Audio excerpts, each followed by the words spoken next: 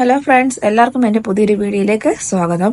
അപ്പോൾ ഇന്ന് റമദാൻ ഒന്ന് കഴിഞ്ഞില്ലേ, എല്ലാം മുറിച്ച് കഴിഞ്ഞ് ഞാൻ രാത്രിയിലാണ് കേട്ടോ വോയിസ് ഓവർ ചെയ്യുന്നത്. ഇന്ന് ഞാൻ നിങ്ങളുമായിട്ട് ഷെയർ ചെയ്യുന്നത് നോയമ്പ് കഞ്ഞിയാണ്. ഈ സമയത്ത് മിക്കവാറും വീടുകളിൽ നോയമ്പ് കഞ്ഞി ഉണ്ടാക്കാറുണ്ടല്ലേ. അപ്പം ഇത് ഞാൻ ഉണ്ടാക്കുന്ന രീതിയാണ് ഒന്ന് ഷെയർ ചെയ്യുന്നത്. അപ്പോൾ നമ്മൾ എത്ര ജ്യൂസ് കുടിച്ചാലും വെള്ളം കുടിച്ചാലും ദാഹം മാറത്തില്ല, ക്ഷീണവും മാറത്തില്ല. പക്ഷേ നോയമ്പ് കഞ്ഞി ഒരു ഗ്ലാസ് കുടിച്ചാലുണ്ടല്ലോ, അന്നത്തെ ദിവസത്തെ ക്ഷീണം മൊത്തം മാറിക്കിട്ടും. അതാണ് നോയമ്പ് കഞ്ഞിയുടെ പ്രത്യേകത. ഞാനിവിടെ പൊടിയേരി എടുത്തേക്കുന്നത് ചെറിയൊരു ഗ്ലാസ് അളവിലാണ്.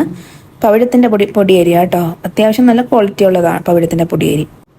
പിന്നെ എടുത്തിരിക്കുന്നത് ഒരു ടീസ്പൂണ് ആയാളി അഥവാ ആശാളി, പല നാട്ടിൽ പല പേരിലാണ് അറിയപ്പെടുന്നത്. അപ്പം ഞങ്ങളിവിടെ ആശാളി എന്നും ആയാളി എന്നൊക്കെ പറയും. അതൊരു ടീസ്പൂൺ എടുത്തിട്ടുണ്ട്. ടീസ്പൂണല്ല, ടേബിൾ സ്പൂൺ ആട്ടോ എടുത്തേക്കുന്നത്. ഇത് ഞാൻ ചായ അരിക്കുന്ന അരിപ്പയിലിട്ട് കഴുകിയെടുത്താണ് കേട്ടോ, അല്ലാതെ കഴുകാനും ഒക്കത്തില്ല. ആ കഴുകുന്ന വെള്ളത്തോടൊപ്പം അത് മൊത്തം അങ്ങ് പോകും. അപ്പോൾ അത് കഴുകി വെച്ചിട്ടുണ്ട്. പിന്നെ എടുത്തിരിക്കുന്നത് 5-6 ചുവന്നുള്ളി, അതേപോലെ തന്നെ ചെറിയ അല്ലി ആയതുകൊണ്ട് വെളുത്തുള്ളിയും 5-6 അല്ലി എടുത്തിട്ടുണ്ട്.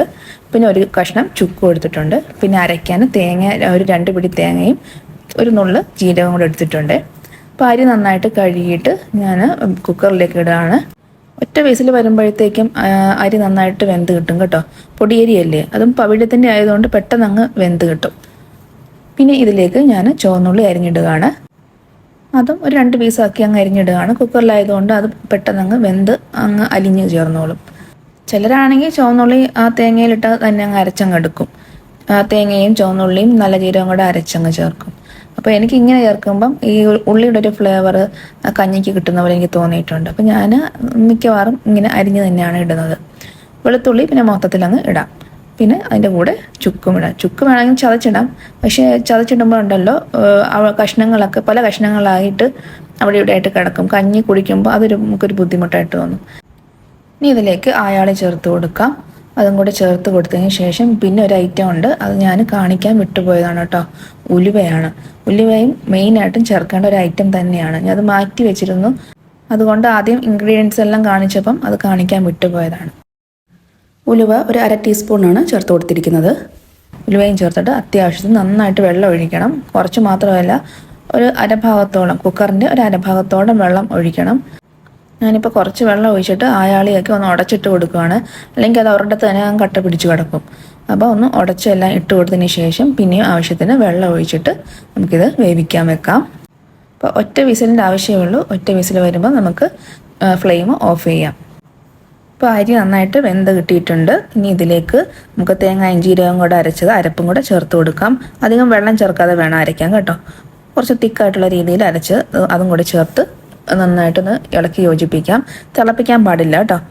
നന്നായിട്ടൊന്ന് ചൂടാക്കി എടുത്താൽ മതി. ഒരു പത പോലെ വരുമല്ലോ, ആ രീതിയിൽ എടുത്താൽ മതി. തിളപ്പിക്കരുത്. തിളപ്പിച്ച് കഴിഞ്ഞാൽ നമ്മുടെ അരപ്പെല്ലാം പിരിഞ്ഞു പോവും. അങ്ങനെ വന്നാൽ ഈ കഞ്ഞി കുടിക്കുന്ന സമയത്ത് ഈ തേങ്ങയും പീരയും എല്ലാം കൂടെ നമ്മുടെ തൊണ്ടയിൽ കുത്തുന്ന പോലെ തോന്നും. കഴിക്കാനായിട്ട് സുഖം കാണത്തില്ല. അപ്പം തിളപ്പിക്കാതെ നന്നായിട്ട് ഒന്ന് അനത്തിയെടുക്കാം. ഞാനിവിടേക്ക് ജാറ് കഴുകിയ കുറച്ച് വെള്ളം കൂടെ ചേർത്ത് കൊടുക്കുന്നുണ്ട്. ഒരുപാട് അങ്ങ് വെള്ളമാക്കി കളയുന്നില്ല. ഇനി ആവശ്യത്തിന് ഉപ്പും ചേർത്ത് നന്നായിട്ട് ഇളക്കി യോജിപ്പിക്കാം. അപ്പം ഫ്ലെയിം നന്നായിട്ട് കുറച്ച് വെക്കാം, തിളയ്ക്കാൻ പാടില്ല. ഫ്ലെയിം നന്നായിട്ട് കുറച്ച് വെച്ചിട്ട് നമുക്ക് ഇളക്കി കൊടുക്കാം. കുറച്ച് നേരം ഇങ്ങനെ ഇളക്കണം കേട്ടോ, എന്നാലേ കഞ്ഞിയുടെ നല്ല ടേസ്റ്റ് നമുക്ക് കിട്ടത്തുള്ളൂ. ഞാൻ ഇവിടെ ഒരു 10 മിനിറ്റോളം ഇതേപോലെ ചെറുതീയിൽ വെച്ച് ഇളക്കിക്കൊണ്ടിരിക്കുന്നുണ്ട്.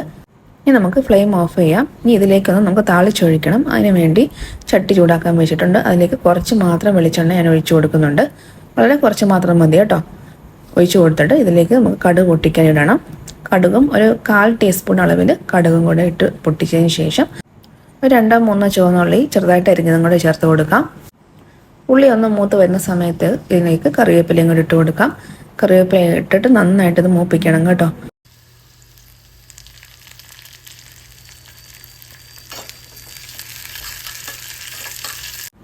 കറിവേപ്പിലയും ഉള്ളിയും എല്ലാം നന്നായിട്ട് മൂത്തിട്ടുണ്ട്. ഇത് നമുക്ക് കഞ്ഞിയിലേക്ക് ചേർത്ത് കൊടുക്കാം. ഈ കടുകും ഉള്ളിയും അതേപോലെ കറിവേപ്പിലയും കൂടെ നന്നായിട്ട് മൂപ്പിച്ച് ഇതേപോലെ ഒഴിക്കുന്ന സമയത്തുണ്ടല്ലോ, നല്ലൊരു സ്മെല്ല് വരും. അന്നേരം തന്നെ കഞ്ഞി കോരി കുടിക്കാൻ തോന്നും. അപ്പോൾ റമദാൻ 30 ദിവസവും ഞാൻ ഈ രീതിയിലാണ് കഞ്ഞി വെക്കാറ്.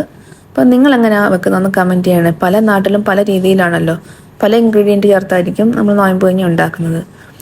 അപ്പോൾ ഈ ചൂട് സമയത്ത് നമ്മുടെ നോമ്പിൻ്റെ ക്ഷീണമെല്ലാം മാറ്റാൻ ഈ ഒരു ഗ്ലാസ് കഞ്ഞി കൊണ്ട് മാത്രം കഴിയും കേട്ടോ. അപ്പം ചെയ്യാത്തവർ ഇതേപോലെ ഒന്ന് ട്രൈ ചെയ്ത് നോക്കാം. അപ്പോൾ നോമ്പ് മുറിക്കാനുള്ള സംഭവങ്ങളെല്ലാം എടുത്തു വെച്ചിട്ടുണ്ട്. അതിൽ മെയിനാണല്ലോ ഈന്തപ്പഴം. ഈന്തപ്പഴം, പിന്നെ ഗ്രേപ്പ് ജ്യൂസാണ് എടുത്തേക്കുന്നത് കേട്ടോ. പിന്നെ തണുത്ത വെള്ളമുണ്ട്, പിന്നെ ഞാലിപ്പൂവൻ പഴമുണ്ട്, പിന്നെ തണ്ണിമത്തനുണ്ട്. തണ്ണിമത്തൻ കുറച്ച് പീസേ ഉള്ളൂ മുറിച്ച് വെച്ചേക്കുന്നത്. പിന്നെ നമ്മുടെ കറുത്ത മുന്തിരി ഉണ്ടല്ലോ, സീഡ്ലെസ് മുന്തിരിയും പിന്നെ ഓറഞ്ച് എടുത്തിട്ടുണ്ട്. പിന്നെ നമ്മുടെ സ്പെഷ്യൽ കഞ്ഞിയുണ്ട്. പിന്നെ ഉള്ളത് പത്തിരിയാണ്. അതെല്ലായിടത്തും കാണുമല്ലോ, പത്തിരിയും ചിക്കൻ കറിയും. പത്തിരിയും ചിക്കൻ കറിയും ഇല്ലാതെ നമുക്ക് നോയമ്പം പെരുന്നാളൊന്നും ഇല്ലല്ലോ. പിന്നെ എണ്ണ വറുത്ത ഐറ്റം ഒന്നും ഞാൻ എടുത്തിട്ടില്ല, അത് കഴിക്കാത്തതുകൊണ്ടാണ് കേട്ടോ അതൊന്നും എടുക്കാഞ്ഞത്. ഇവിടെ പത്തിരിയും ചിക്കൻ കറിയും ഞങ്ങൾ കാണിക്കാൻ വേണ്ടി എടുത്ത് വെച്ചതേ ഉള്ളൂ കേട്ടോ. മണി 8:30 ആകുമ്പോഴേ പത്തിരിയും ചിക്കൻ കറിയും കഞ്ഞിയൊക്കെ കഴിക്കത്തുള്ളൂ. ഇപ്പം നോയമ്പ് മുറിക്കാൻ വേണ്ടി ഫ്രൂട്ട്സും അതേപോലെ ജ്യൂസും വെള്ളമൊക്കെ തന്നെയാണ് കേട്ടോ. അപ്പം വീഡിയോ ഇത്രയേ ഉള്ളൂ. ഇഷ്ടപ്പെട്ടാൽ എല്ലാവരും ലൈക്കും ഷെയറും കമൻറ്റും സബ്സ്ക്രൈബും ചെയ്യണേ. അപ്പോൾ നോയമ്പുള്ളവർക്കും ഇല്ലാത്തവർക്കും എല്ലാവർക്കും വേണ്ടി എൻ്റെ റമദാൻ ദിനാശംസകൾ. എല്ലാവർക്കും താങ്ക്